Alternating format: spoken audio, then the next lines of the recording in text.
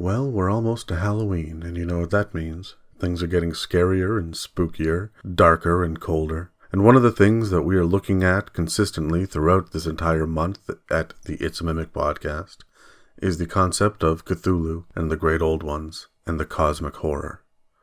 And while most people will turn to undead like ghosts and zombies and shadows and liches, I prefer to spend the Halloween season looking to the lower planes.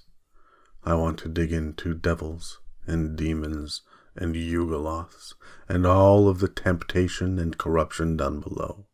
My name is Adam, and I will be your tour guide on this special episode of the It's a Mimic podcast, where we dig through Baator, the Nine Hells, and the River Styx.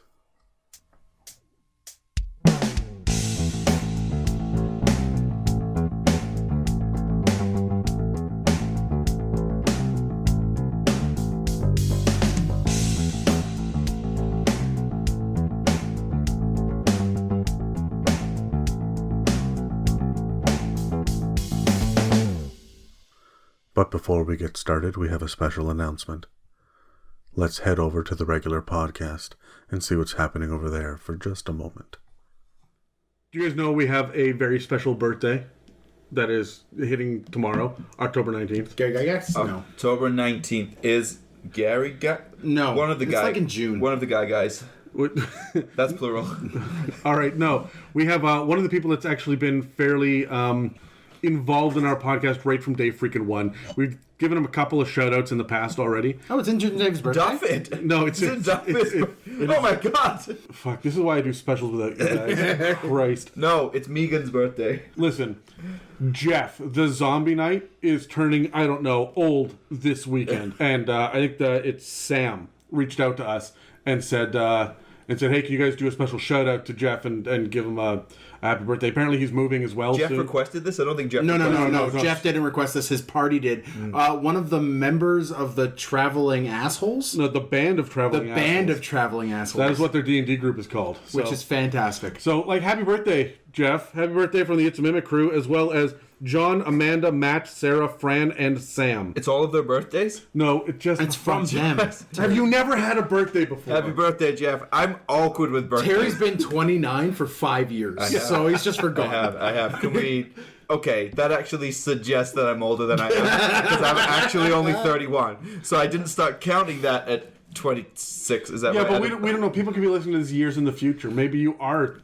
Yeah, but you were 40, trying to pick up hot goth girls when you were in your 26. 14. So no, 14. Yeah. Anyway, speaking of hot goth girls, Jeff, happy birthday, and say hello to the rest of the Band of Traveling Assholes. Happy birthday, Hefe.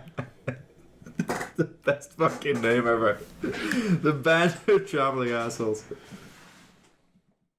Now, let us move from my personal hell into the Nine Hells of the Dungeons & Dragons 5th edition lore.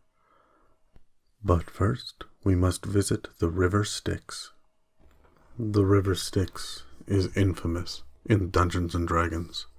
It is also known as the River of Blood, and to drink or touch the River Styx is to lose all sense of self and forego all memories of what makes you, you.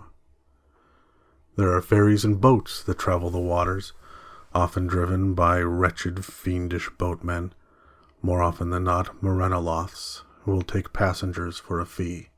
You can learn about these boatmen in our episode on Yugoloths.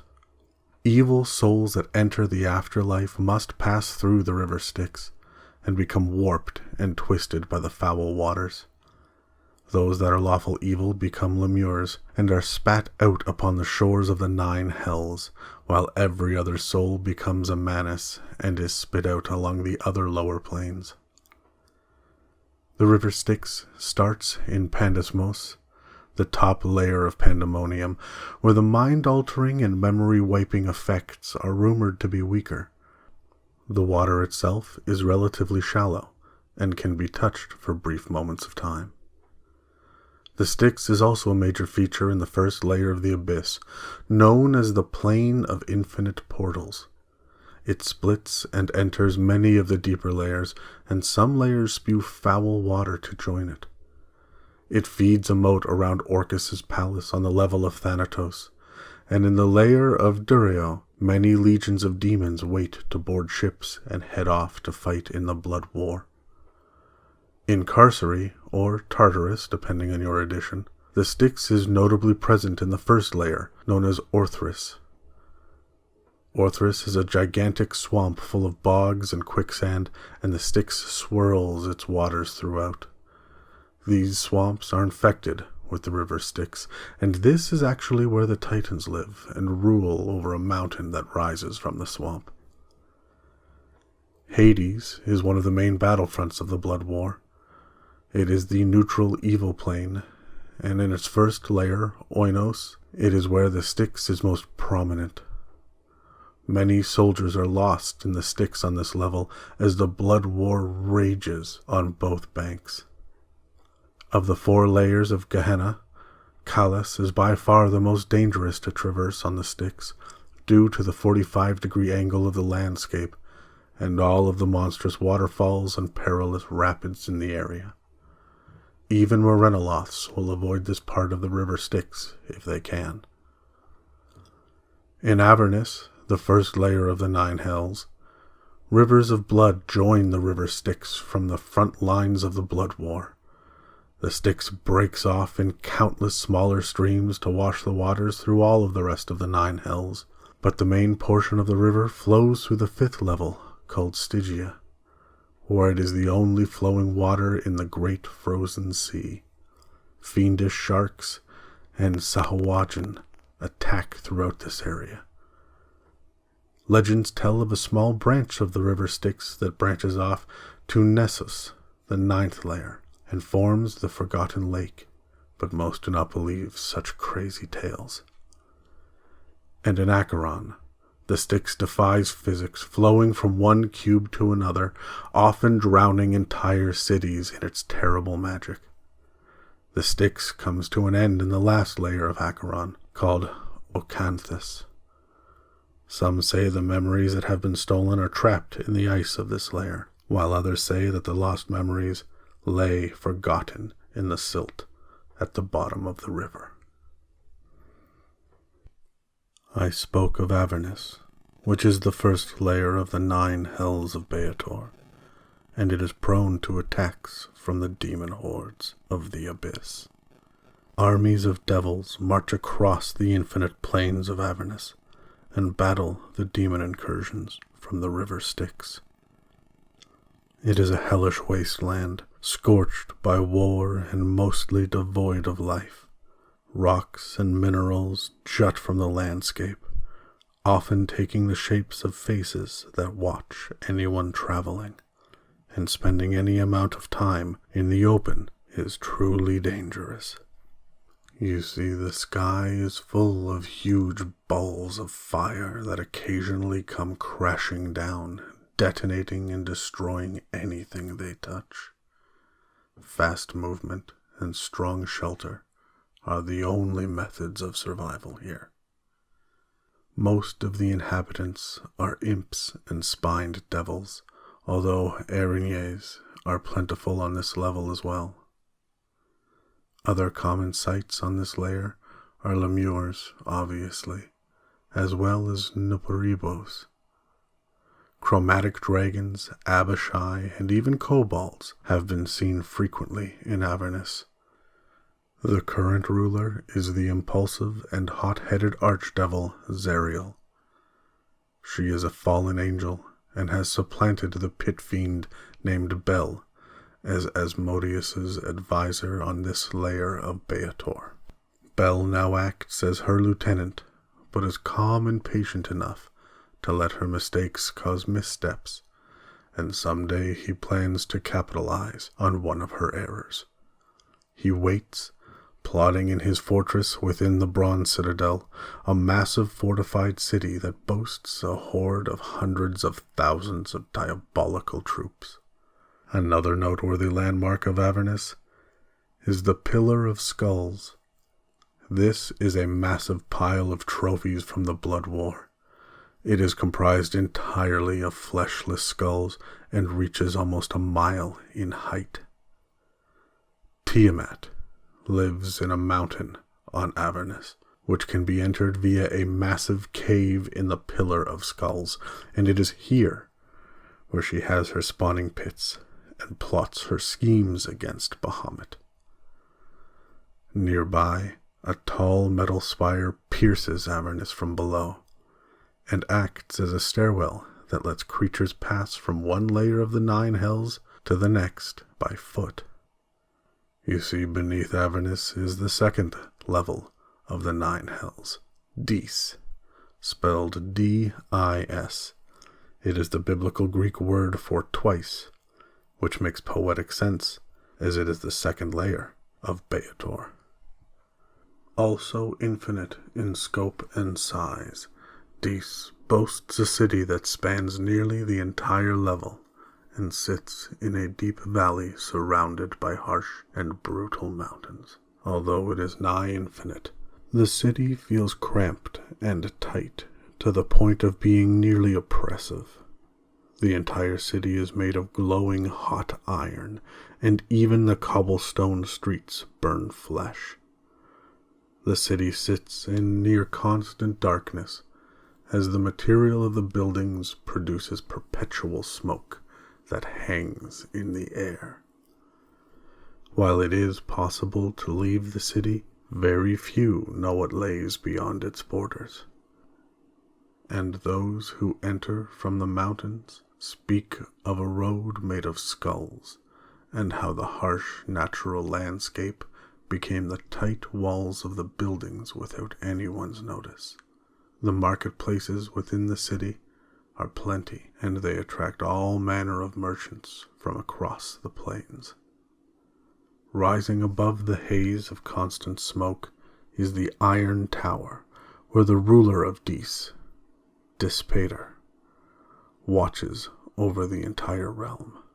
The prison of this level, known as Mentiri, holds those who break the laws of the Nine Hells, and is known to rehabilitate by tempting the prisoners to commit increasingly evil acts.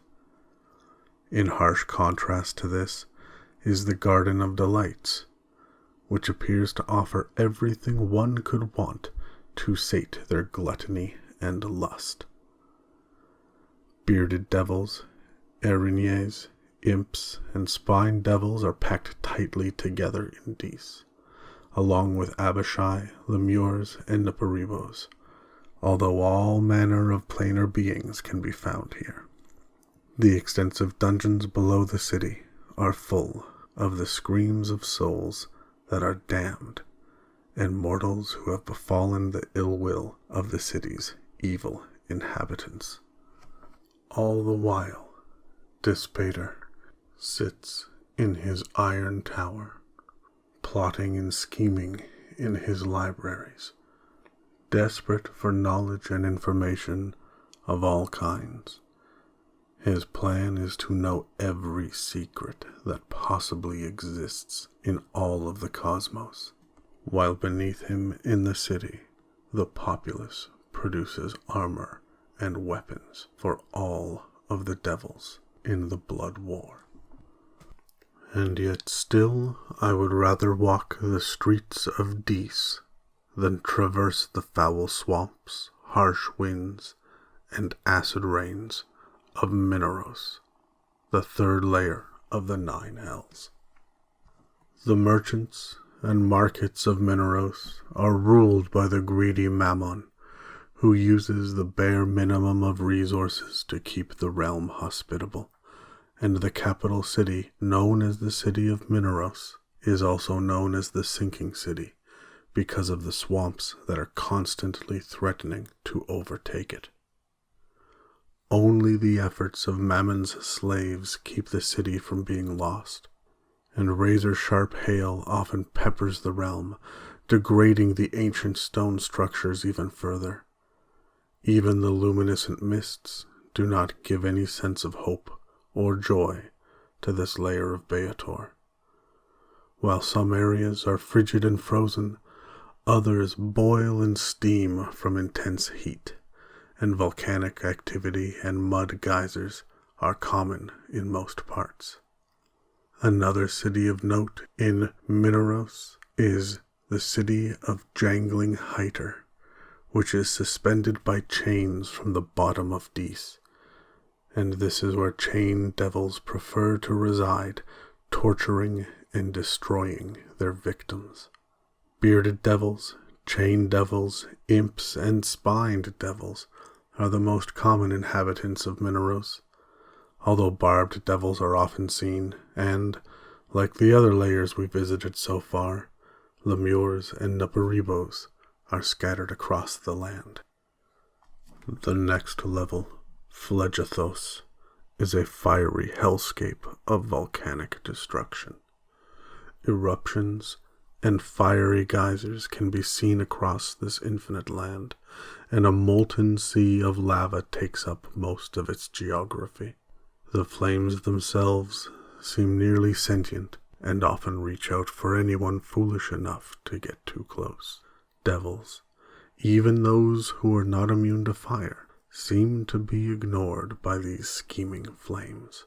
Barbed devils, hellhounds, bone devils, imps, and spined devils walk the landscape, usually converging on the city of Abramok. Abramok is a pleasure palace, a place of wanton acts and carnal delights that seems more carnival than city, and it offers the only respite the devilish troops can expect from the blood war. Taverns, pubs, and establishments of all forms of entertainment fill this obsidian city that rests upon the crest of a volcano. The archdevil Fierna oversees this aspect of Phlegethos, while her counterpart Belial provides balance and lords over the justice system of the Nine Hells. From promotions among the ranks to contract disputes to the trials and sentencing of the guilty, Belial oversees all from his seat at the diabolical court. Around him infernos erupt, and the very air burns as he passes out his judgments and enforces the laws of the Nine Hells.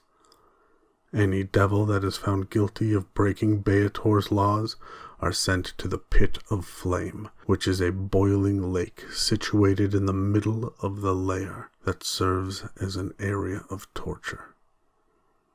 While some creatures besides devils are welcome in Phlegethos, strangers are not suffered lightly, and the guards of the city are an unforgiving lot.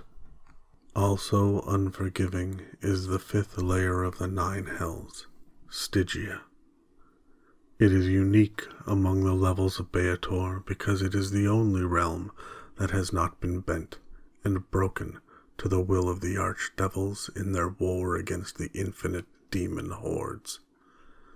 No industry or markets exist in Stygia, as it is a frozen wasteland that sits atop a dark and shifting ocean.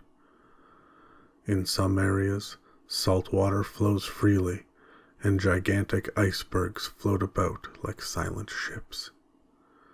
Some larger icebergs are able to support small cities and towns, but these are rare. One of these icebergs is completely impervious to damage of any sort, and it houses the imprisoned archdevil and lord of Stygia, Levistus. No one knows why Asmodeus trapped Levistus inside an iceberg, but there he sits, answering the prayers of the criminals and the desperate by making deals for their souls in their moments of greatest need. He can telepathically communicate with any devil that is within 10 miles, but he is unable to leave his prison.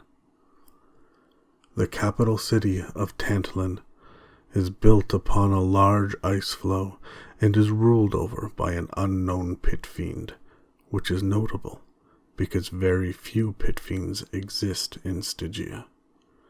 Tantalon is known as the City of Ice, and it moves freely with the shifting landscape. But elsewhere, in Stygia, the realm of Set exists, and it is home to dozens of liches and mummies. While bone devils, araignées, Ice devils, imps, Abishai, and Amnesus are natives to this level of the Nine Hells. Mammoths, remorazes, polar bears, frost giants, and even krakens are present as well, and they seem utterly oblivious to the fact that they are in the lower planes. Some speculate that the presence of these creatures indicate that Stygia used to exist in the prime material plane, but no one knows for certain. What is certain is that if you are found guilty of a crime in Phlegethos, and after you are tormented at the pit of flame, you will be sent to the 6th layer of the Nine Hells, the prison level of Malbolge. It is an infinite and steep mountain where boulders and debris rain down from above.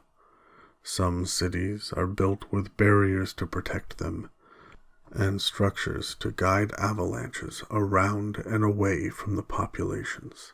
But most cities and structures are built upon giant adamantine spires that shift and sway when hit by the eternal buffeting of debris. The guilty parties are hung from the bottom of these cities in cages, and the boulders and landslides beat against the cages, causing painful injuries from the constant bludgeoning. But the cages swing, and the crashes are never fatal. The landscape is nearly uninhabitable, and so very few live here. The most infamous locations are the hair forest, where a tightly packed forest of massive scaly hair follicles grow. There's the Lake of Belial, which is a series of lakes full of toxic water, and the Skull City of Ossier, which is where Glasya, the archdevil and ruler of this level, resides. There is also Megath Thig, which is a cavern that the devils are afraid to enter, and from which no creature has ever returned. And, like Dis, there is a place called the Garden of Delights. But unlike Dis, this is actually an area watched over by the local archfiend, and is the home to the terrifying hell wasps. The devils here are sparse, but most of them are barbed, bone, or horned devils, although cambions and ice devils are also frequently seen. And as always, imps, spined devils, lemures, and Paribos are constantly underfoot. But Malbolge was not always ruled by Glasya. It was once ruled by Baalzebul, who was once so powerful that he ruled both Malbolge and the 7th layer of the Nine Hells, known as Maladomini. But Baalzebul was too crafty for his own good, and a plot to overthrow Asmodeus was revealed. When he refused to be held accountable for his crimes, the other archdevils raised their swords against him, and Maladomini underwent a siege unlike the Nine Hells had ever seen. Where it was once a bustling and beautiful center of bureaucracy and politics, the realm now lies in ruin, with destroyed cities and broken structures littered across the never-ending landscape of shallow mines, deforested hills, and clogged and foul waterways. Sludge covers the land, and poison fills the sky that is the same shade of black that reminds mortals of a diseased blood clot. While Beelzebub is still in control for now, he has been cursed and no longer lies to devils. His dealings only end in ruin for his business partners, and he is forced to oversee the filing and record-keeping of all diabolical contracts. In order to ensure that the records are never destroyed should there be another war, the archives are kept in extensive subterranean mazes filled with devils and traps that guard them. Barbed devils, bone devils, horned devils, and imps are usually found in these tunnels, although amnesus, araignées, and oozes also move throughout these catacombs. These devils are rewarded for collecting souls by being allowed time at the Carnival Eternal, a disturbing and twisted amusement park. A domed city called Grenpoli houses a college of sorts that teaches devils trickery and treachery, but no weapons are allowed inside its walls. Similarly, Ophalion is a training ground for devils to learn political manipulations. This city mirrors many real locations on the prime material plane to aid with these manipulations. Beneath Maladomini, other forms of manipulations take place. Arcane manipulations of great destruction and forbidden knowledge. Cania is the 8th level of the 9 Hells, and it is a frozen wasteland like Stygia, although it has a very specific use. The archdevil Mephistopheles has been given providence over this realm, where he is free to conduct all manner of diabolical experimentations without fear of his arcane destruction damaging any object of import. From his icy tower in Mephistar, he keeps this level of Baator thrashed by storms and brutal blizzards. Even the glaciers and icy mountains crash into each other at high speeds, causing horrible avalanches and deep crevasses, and often revealing many frozen corpses that are preserved in the ice. The cold here is magical in nature, and even more chilling than Stygia. One of the lost cities of this realm is the uninhabited and bizarre city of Kintyre, which is buried somewhere deep in the ice. Horned devils, ice devils, imps, and pit fiends are occasionally seen guarding this realm or assisting Mephistopheles, but most devils avoid this level of hell because of the brutality of the climate and weather. Mephistopheles' work is so important that he must use this destructive, frigid landscape to hold spies at bay, especially the spies of Dispater, who is desperate to know every piece of knowledge that Mephistopheles has gleaned from his trials. And all across Cania there are citadels where mages and spellcasters further countless and even long-forgotten researches. They are kept separate from each other, just like the numerous storehouses and libraries, in case a single destructive experiment goes awry and these pieces of information are lost. Additionally, Asmodeus supports the isolation of Cania, as it provides an additional buffer between the final layer of Baator and the rest of the squabbling rabble.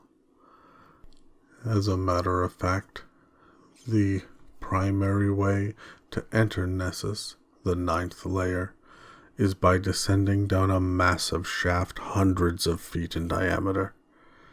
The shaft is patrolled by ice devils, and at the bottom is a lake of frozen slush. 1,001 fathoms beneath the surface of this lake is a portal to Nessus that is over a mile of frigid waters, for those who are wondering. Nessus itself, the 9th layer, the bottom of the 9 Hells of Baator, is a wasteland barren of any landmark, road, or structure, as far as the eye can see.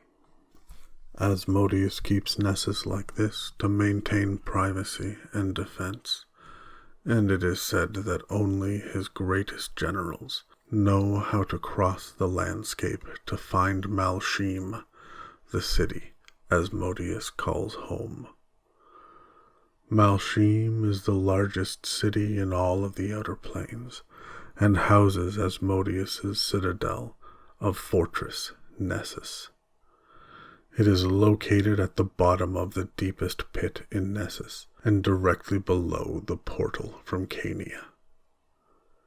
Home to millions of devils of all kinds, it stands ready for some future battle that only Asmodeus seems to be preparing for. Information about this layer of the Nine Hells is sparse, as Asmodeus does not allow any trespassers, and only his most trusted allies know even the barest of scraps of information about this realm. All that is known is that the wasteland is inhospitable and huge, and houses the Forgotten Lake, which is the last stop of the River Styx, before moving on to the other planes. The only other known city in Nessus is Tabjari, a citadel made of copper that holds one of the 3 copies of the Pact Primeval. The other copies sit in Mechanus and Mount Celestia, and they are under the heaviest guard. It is this document that outlines Asmodeus, the fallen angel corrupted by his time fighting the evil of the abyss, is the eternal jailer of evil souls and the ruler of the 9 Hells of Baator. There you have it. The 9 Hells and the River Styx. I will add spellings of each of these layers and their archdevil overlords' names in the show notes for those of you who are interested. This has been another episode of the It's a Mimic podcast. My name is Adam, and you can find me and the others at iTunes, Spotify, YouTube, and at www.itsamimic.com. Or you can mail us at info@itsamimic.com or find us on Facebook, Twitter, Instagram, and TikTok. Thank you very much, and stay tuned for other surprise specials about the lower planes.